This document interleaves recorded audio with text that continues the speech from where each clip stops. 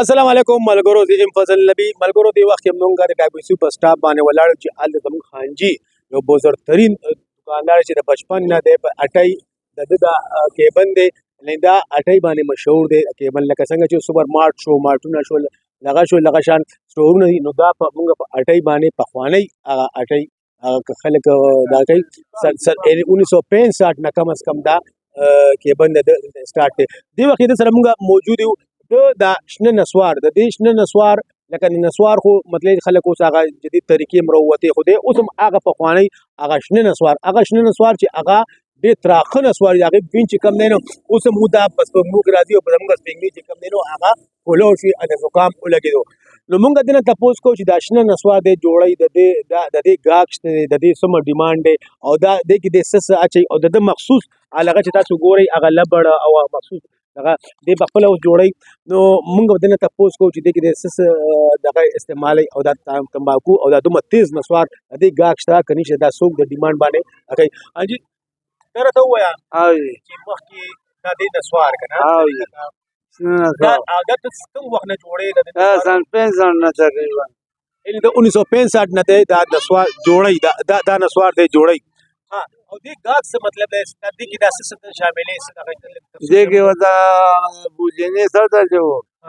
او بیا چې کوم هغه غواړي تقریبا 200 500 کنه لا ولا بیا ورکو ها لکه پودینی ست او بیا تمباکو او بیا نور څه پکې تاسو کوي لکه لاچیم پکې تاسو استعمال او لاچیم پکې جو او دا څنګه تاسو جوړوي دې طریقه سره لکه موږ لګ ها دا داسې موږ لګ دغه کله وی جوړ کې لګ داسې لګ تاسو دا وبو دا ما جو ټول په وبو اجو ها لکه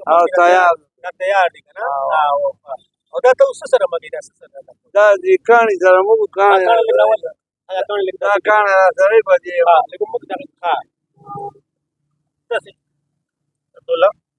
د ګورو دا ها ان دا تمره خواري مطلب اشتا تو وخت دا کوي ها ان او دې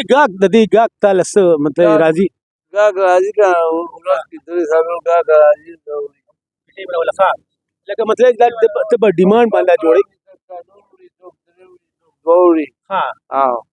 سالو پینځه شپږ ګونه او دا پس مشهور دي تاسو څو نو دا دې د شنه نسوارو یو کنداري شنه نسوار یعنی گرین نسوار کنداري شنه نسوار راځه کابل نه راځي مزار دې میټیریل کابل نه راځي یقینا ملګرو تاسو دا وکتل د خانجي دا شنه نسوار چې دا 1965 نه دی دلته پرې کې بن کې دا جوړی او د مخصوص گاکونه تاسو وکتل او د کې د پودینی سطح او نور د لاچین او تمباکو چې کوم دی خصوصي او دی وي د افغانستان د کندهار نه دا سامان وړم تاسو ګوري په دې دغه باندې خانجي نسوار. ډېر مهرباني والسلام.